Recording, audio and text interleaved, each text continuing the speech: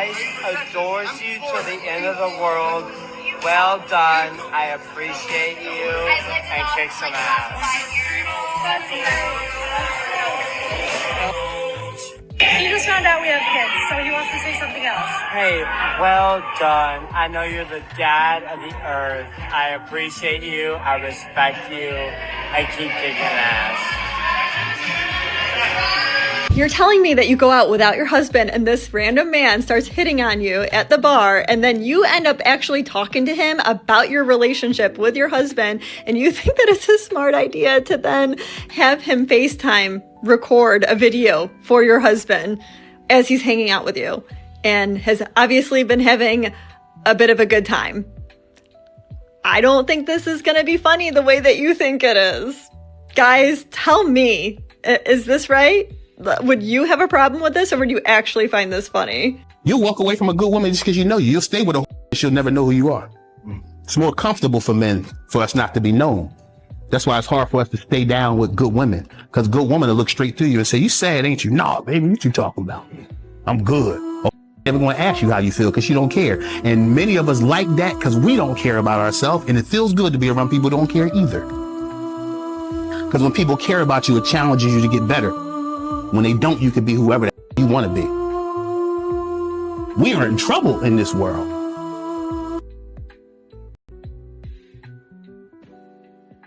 A lot of modern women continue to say that men aren't putting forth effort. Yes, I am. I'm just not giving you the effort because you on some BS. I got this DM a couple weeks ago that says that my logic is like a man's. It lacks empathy and consideration. And although she's wrong, she is onto something. Let's talk about it. See, I have a lot of hard virtues. These are things like truth, justice, fairness, responsibility, rationality, and individualism. These virtues prioritize order, consequences, systems, long-term stability. And if we're being honest, they're typically held up by men. Now, on the other side of that, a lot of women carry soft virtues, which are things like love, grace, mercy, kindness, compassion, and collectivism. These virtues prioritize connection, care, emotional well-being, and social harmony. Now, I am not saying that soft virtues are bad and hard virtues are good. What I'm saying is that in order to be a healthy, balanced person, you need a combination of both. So no, I do not lack empathy. I just hold a lot of hard virtues before my soft virtues. And that's just me, my opinion, and that's okay. Media loves to say, "Oh, you get a husband, it's like having it's like having a child. You got to pick up after him. You got to clean the house. You be turned into a housekeeper and a chef overnight." All of this messaging has hit home, right? It's being played over and over and over and wired and rewired in their brains, and they see it on TV, and then they look at movies and the guy's like the idiot guy, like that character in This Is 40 that I always point to, and he's like trying to sneak a taste of a cupcake outside that his wife won't see because his wife's like his mom, basically. I think that messaging got to women, and they believe it. They believe that's what married, and they're like, "Oh, forget it. I'll just like have this toy Pomeranian, and it'll love me endlessly, and I'll wheel it around, and it'll be like part baby, part husband, and I'll be good to go," And the problem with that is that they're lonely. These women are lonely because the Pomeranian isn't a man. Men have started going their own direction and quit fixing the mistakes and the foolishness. And some of the stuff is not even a mistake. It's just you doing whatever you want to do and expecting a man to save you. And when I, as a man, have stopped doing that, my life has gotten a lot better. And we decided to F every single football player in the house. Like, we went to each and every single room and we were knocking on the doors to open them. And you let every single football player hit? Me and my friend, yeah. But it wasn't that big of a house. It was just like 10 guys in a house, and it was just me and my friend. Okay. Y'all ran across this video, and the first thing I wanted to do was read the comments. And just like I thought, there's hundreds of dudes in the comments talking about, "Oh, you're a 304. Nobody's want to marry you. I'm so tired of these women. You're disgusting." And I thought for a second, why are these men mad at hoes? Y'all don't like hoes? Or is it that y'all don't have access to the hoes, therefore y'all don't like them? Because I'm quite sure if these women came to your door, you wouldn't turn them down. So what's actually the problem? Is it that there's an underlying jealousy? Let me explain. These hoes are making $300 to $2,000 per pop. And whether you think it's nasty or crazy, you can't make that kind of money. So it has to be one of two things. You're mad that you can't get access to these women, or you're mad that these women can use their bodies and make $2,000 in a night, and you got to go slave at your job making $17 an hour. But why do y'all spend so much time being mad at women either y'all don't want or y'all can't get? And while we're at it, if you do want to find a good woman or find a good man, make sure to buy one of my card games. Click the link right around here so you can either avoid these hoes or these weirdo dudes that seem to be jealous of hoes. Here are the 6 signs of a top tier man. Are y'all ready? Let's get into it, family. Number 1, he's disciplined. And I mean disciplined in all areas. Number 2, secure within himself, without the crutches. Crutches being money, status, or looks. This type of man's security is built on him as a person, without the money and the status. This man still had a rotation.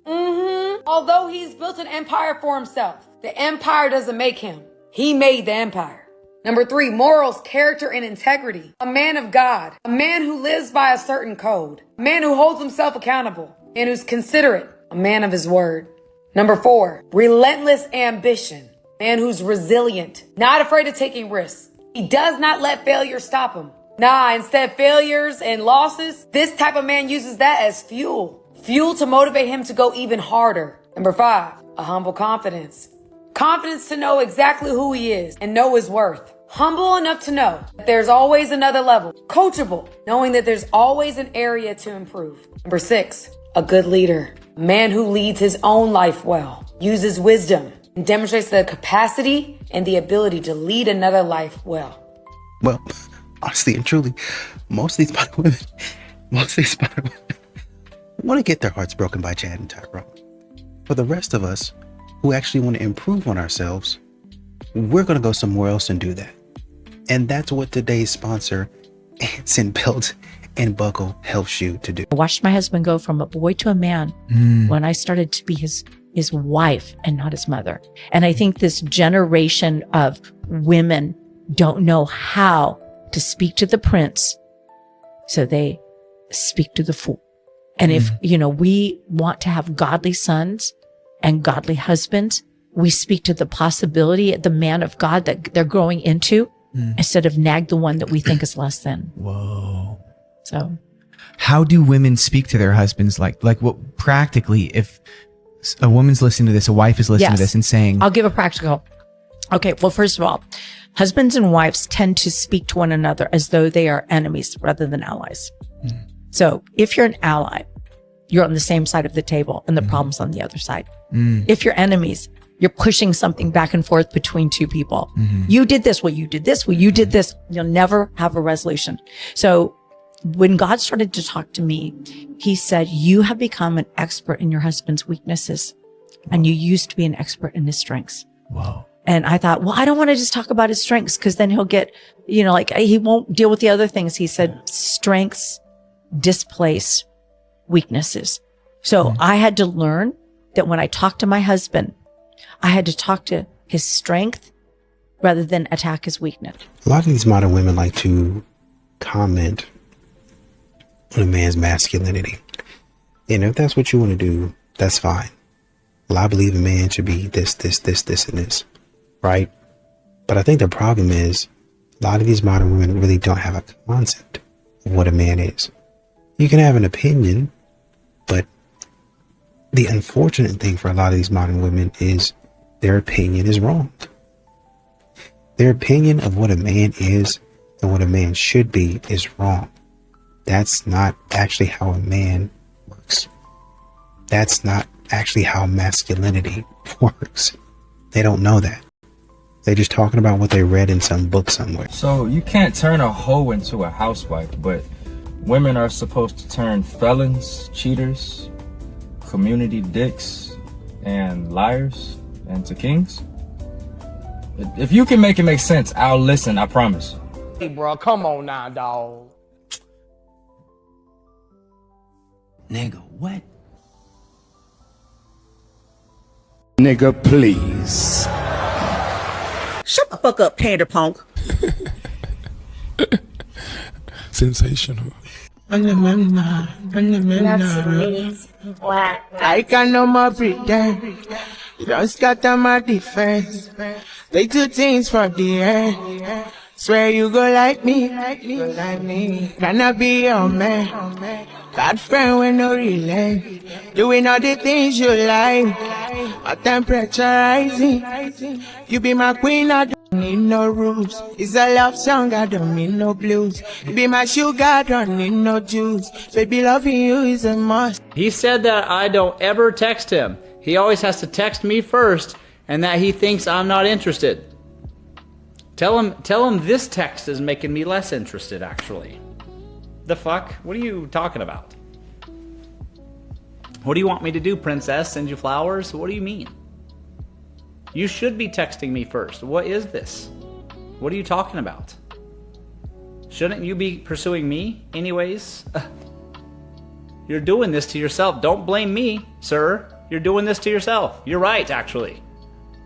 Less interested every day, so try a different approach. My God. So the left is in full crisis mode, trying to figure out how to reattract young men. Good luck with that. And the strategy is built around getting men to be more pro and more pro and more pro BLM. According to this, the face of masculinity for the Democrat Party, apparently. I spend a lot of time on college campuses. I love young men. I love frat guys. And in that, I realized, like, even the ones that identify as conservative are almost always pro-choice. They're almost always pro-gay marriage. You'd be surprised at the number of them who supported Black Lives Matter. And so I feel like people just kind of lump them into this box when the truth is, again, a lot of them are with us on the issues. They're just not part of our coalition because they feel like they're not welcomed in it. Whoever is out there listening, I beg of you, truly, I beg of you, keep doing more of this. You'd think eventually these people would just wake up one day and realize that the more they push, the further away young people are getting from this completely alternate reality they're living in. But here we are.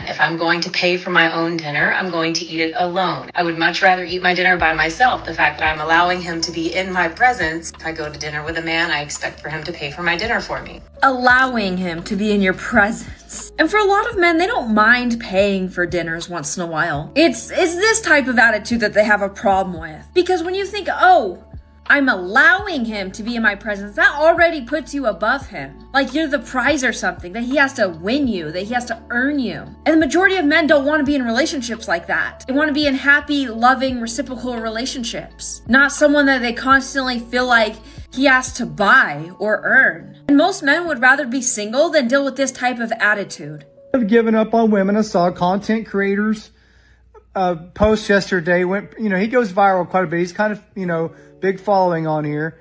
And he was just saying there's no men out, only women are going out. It's true, but men have given up on women and the mystique is gone and the era is over. And men have figured it out and listened to women on TikTok run their mouths for 5 years. So now men are not really that interested in women and have given up on them. And that's okay. Men can do whatever they want to do. But where men are at right now, they're kind of like, they're just either staying home playing video games or they're going to maybe, local events, nothing to where the women are going to go. They might go to the range. They might go to, you could just think of different places, but men are not out and about, doing the whole luxury lifestyle.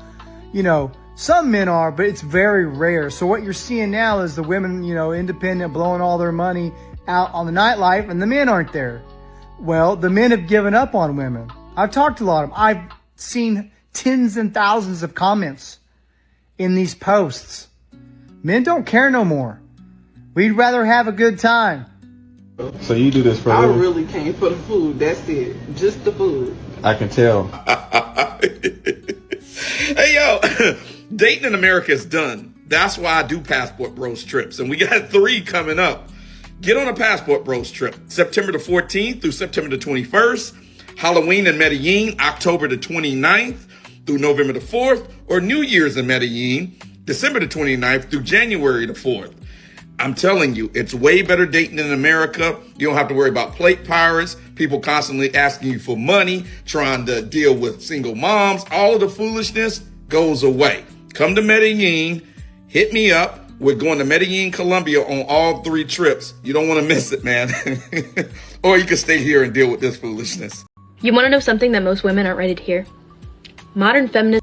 Chivalry. I don't think they care. Modern feminism has shifted from seeking equality to promoting superiority and resentment towards men, framing men as oppressors rather than partners and equals. With the birth of modern feminism, there came the birth of the girl boss, I don't need a man. Chivalry was never meant to make women look weak. It was made to create a culture of mutual respect where men acted honorably towards women and acknowledged their virtue and grace. Modern feminism, by demanding sameness instead of equality, has blurred those lines. In trying to erase gender differences, it's erased the gestures that celebrate them. The result of this is now we have an entire generation of men who are not willing to honor, pursue, or protect women. We have this entire generation of men who just want to hook up on the first date, who have no respect for women, who don't hold open the door, who don't buy flowers, and it is because of modern feminism. Not only that, but it is also a result of weak men. There's a reason that our grandparents have the cutest love stories where the men pursued the women and they didn't have sex until they were married and they respected and honored each other. And now we are seeing the result of the crash and burn of modern feminism. And unfortunately, it is affecting a lot of women looking for life partners and a lot of men looking for life partners. Feminism is great. The idea of feminism is great to promote equality, but it has evolved into something that is toxic and dangerous to our society. In the civil rights movement, the Marxists infiltrated the black church. They found Martin Luther King Jr. Martin Luther King Jr. was everything they could hope for. The Montgomery bus boycott gets King on the cover of Time magazine, even though the bus boycott didn't end segregation on the buses. It was Browder versus Gale, a Supreme Court decision of 4 black women that took the bus company to the Supreme Court. The Supreme Court ruled that segregation on the public buses was unconstitutional. But somehow or another, Stanley Levinson made Martin Luther King Jr. the hero of the Montgomery bus boycott. And King became the face of the civil rights movement at 27 years old. And Stanley Levinson said, this is our guy. The communists and the Marxists put a PR campaign behind King that made him indispensable. They put him in front of everything. The black ministers have found that they can keep their congregations through it. The black civil rights organizations have found that they can raise money through it. So if there is not racial strife, they will manufacture it so that they can maintain power, so they can maintain money, so they can maintain influence.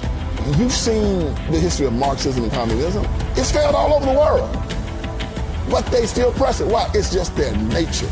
And when we try to put a rhyme or reason to it, this is when we fail, because Satan comes to do what? Kill, steal, and destroy. It's his nature. Respectfully, but disrespectfully, you're doing too much for a man who's not even earned your softness. Now, let me explain. Too many of y'all ask me this question over and over again. Okay, he hasn't texted me. What should I do? Okay, he sent me a text that he wants to do a date, but I haven't heard anything, or the date has not been confirmed. And the truth is, I always tell women, especially in the early days of you dating someone, your only job is to show up and be soft. That's it. Okay? You shouldn't be doing manual labor with a man early days in to you getting to know him. Okay? Because I truly believe that it is the man's job to show up, be consistent, call, text, let you know what's going on with the dates. Really put in the effort to chase you. It shouldn't be the other way around. So I feel like too often y'all are just doing backwards flips, trying to figure out what's going on with a man. And when I ask you questions around, okay, what has been happening? How has been the communication? Has he been consistent? Y'all look at me and say, huh? What? And you're confused. And the truth is, I always tell women, when you are confused, it's not it. And the only way you know it's it is when you don't have to call me.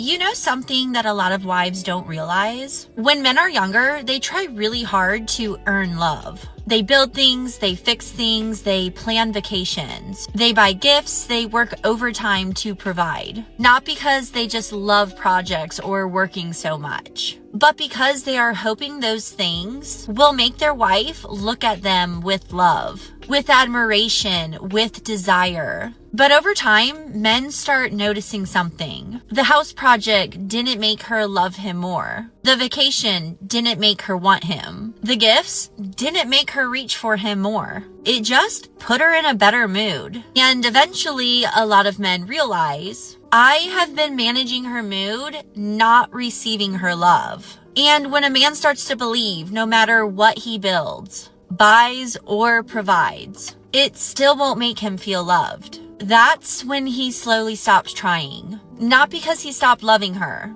but because he stopped believing it would ever be enough. Sometimes the thing a man needs most is not another project to complete. It's simply a wife who reaches for him. I'm gonna just be honest. We tired of crying in the shower. We tired of crying in the car. That's aggravating. Look at my man shaking his head. Yeah, look. The shower is my crying spot, bro. Because we can't cry to y'all. No, you're definitely right, though. I think as women, we do need to do better when it comes to our men and making sure that we mentally take care of them. But we also need to be mentally taken care of as well. And when I say this, I mean, for my man, that wasn't about us. Why they do that, bro? Why they do that, bro? Why they do that? No, listen, it comes back around. Listen what I'm saying. Can't never just be about us. Can't never be about us. Man, this is the Nothing But the Truth live podcast. I don't submit to no man. I don't let no man tell me what to do. See, the enemy is trying to convince us that submission in the home is inferiority. But this was never about your value as women. This was simply about order and function. Imagine you and your husband, you're driving to your destination and both of you have a steering wheel, both of you have brakes, and both of you have an accelerator. It's gonna end in a crash. The creator of the car was not trying to oppress the passenger by saying, I'm gonna take the steering wheel away from you. There can only be one person sitting behind the steering wheel. The creator of the car just knows how is the car going to get to the destination. There has to be someone sitting in the driver's seat. God said, I'm gonna put husbands in the driver's seat of the house. But see, my role in the passenger seat is to help him. Do you need some water? Do you need me to turn up the music? Do you need help with the navigation? I'm not just sitting there looking pretty. I am helping us get to the destination. We can destroy our husbands with just our words and our tongue, always questioning his decisions. Oh, I took the wrong turn again. If I was sitting in the driver's seat, whoa, we're not sitting in the driver's seat. And we're not going to constantly bicker and criticize his leadership. Our husbands have enough attack from the enemy in this world. The last thing he needs from us as wives is for us to also be a voice of attack. That as a woman of God, I am going to lift up my husband, support my husband. I'm going to honor my husband, speak well of my husband. I'm going to build him up so that we can get to the destination that God has assigned him. Both people need to sit in their seats and do their roles. You want me to turn it back on? Yeah. Rob the... Yeah. What? What motherfuckers gonna come around me and start stealing this shit? Go on with yourself. What? And first of all, who is you? Who are you? Who is you see? Hello? Yeah. I just dropped the low. Hey. She needs to go.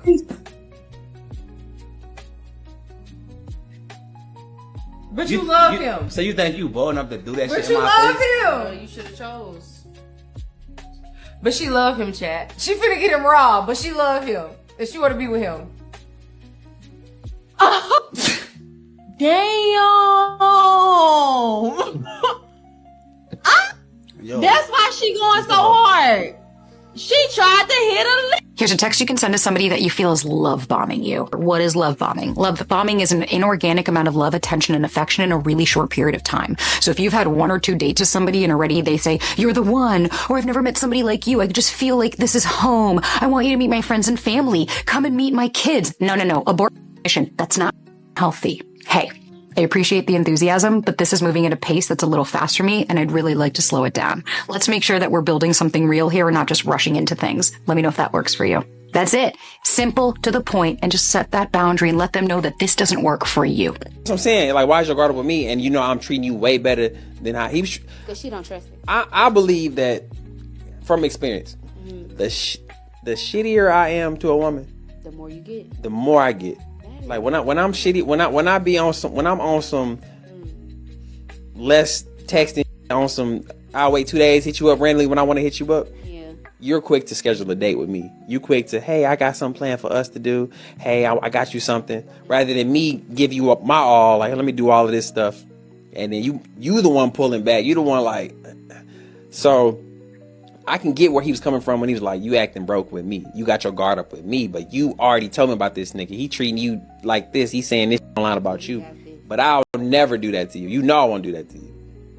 If your husband feels more like your handyman than your man, we've got a problem. You don't get to withhold affection, bark orders, and treat him like he's just there to fix stuff and fund your life, then act shocked when the chemistry's off. Men crave affection just like we do, but they're quieter about it. So when he starts pulling away or shutting down, it's not because he doesn't care. It's because he's tired of feeling unwanted. You used to flirt, reach for him. Now he's lucky to get a half-hearted love you before bed. And I get it. Life is loud.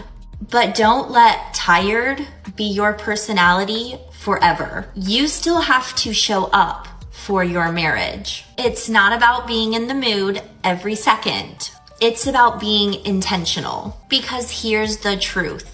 If you keep treating him like he's just there, don't be surprised when he starts acting like he's not yours. Affection isn't extra, it's essential. So don't wait till he's distant to wake up.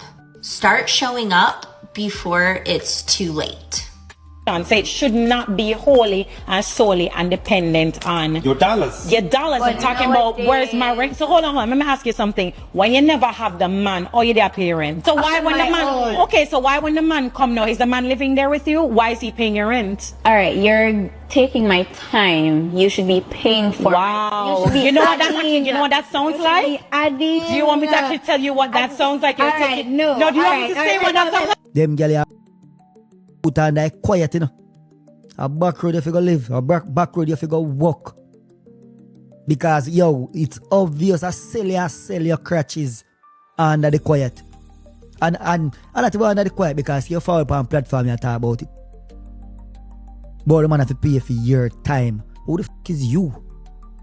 So if the man have to pay for your time, who pay for the man time? Someone look to sell crutches, look to sell front, girl, you see. It says a lot when a man is at peace and that said woman is no longer a part of his life. When a man reaches a point where he is calm and unbothered and distant from that woman, because that kind of peace does not happen overnight. Believe me, that's a man that went through frustrations, conversations, and effort. And then something in him shifted, and this is what women miss. When a man gets to that place, it is no longer anger, it's detachment. So now the things that used to matter to him does not hit the same. The arguing, the emotions, the tears, even the effort, it does not move him like it used to. Because mentally, he has already created distance. And once a man finds peace without you, he never will feel the need to go back to what disrupted it. And this is what women gotta understand. When a man feels better without you, it is over. He will never come back, no matter what you do. If you are a man that's currently in this state, bravo, my brother. I am so happy that you chose you. Thank you.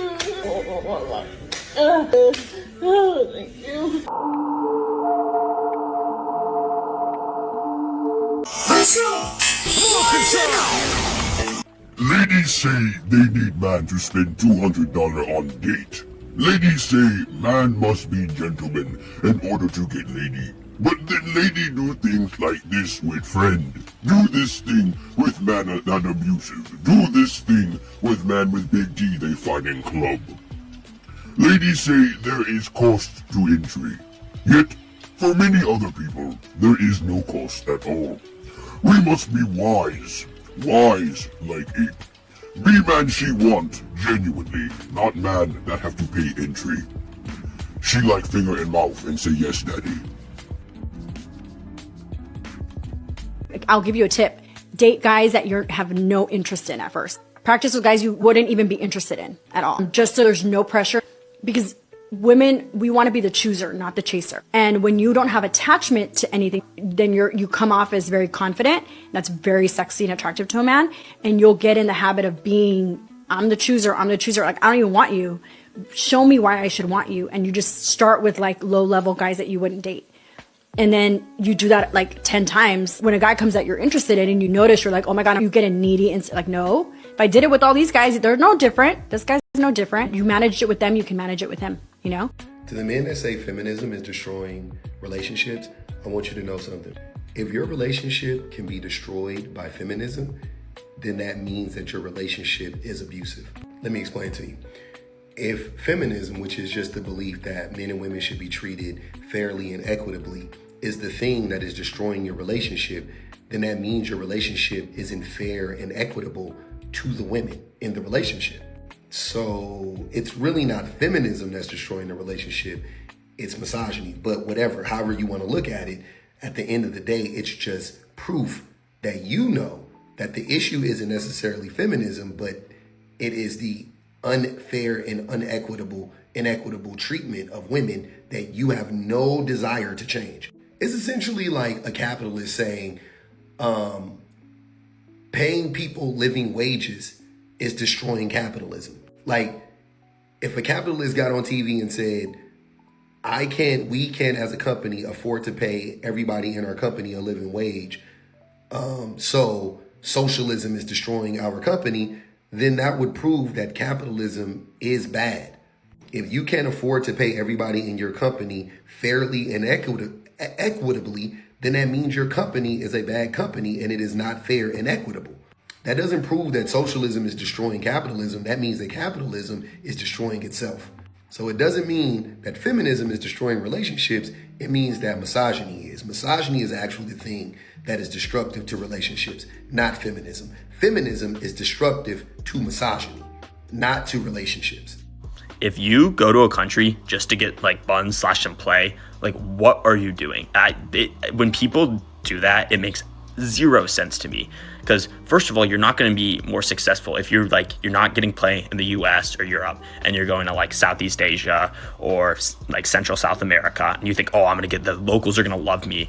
First of all, they're probably not. If you weren't getting girls in your home country, you're not going to get them there. The only ones you're going to get are the ones who are either going to rob you or you're going to have to pay them. So first off, like, it's just super weird. And second, they end up judging whole countries off of it. Like someone will get robbed in Colombia when they go out on a Tinder date and say, oh, Colombia's super dangerous. Oh, it's terrible. It's not. You just like did something dumb. Like it's really not hard to explain. I mean, I just think if you're going to these countries just to get some play, it is extremely weird. Like if you're going and that's maybe, oh, if I go to the club and meet a girl, that's one thing. But if you're going just to a country, say I'm gonna find girls and hook up with them, you're so weird. Like that is genuinely like not the point of travel at all. And that's like, what are you doing? And you know, you have to understand that when you ask about where all the good men are, a lot of these men are quiet. They're right in front of you. They didn't disappear. They just quiet. I'm selective. I'm less willing to throw myself into another situation that looks and that feels unserious. You look and you feel unserious. This whole thing that we got going on looks and feels unserious. It looks like you playing around. You about to play with my money, about to play with my time. Some of these brothers got kids and you about to play with my kids. And if you start doing that, you might have a problem.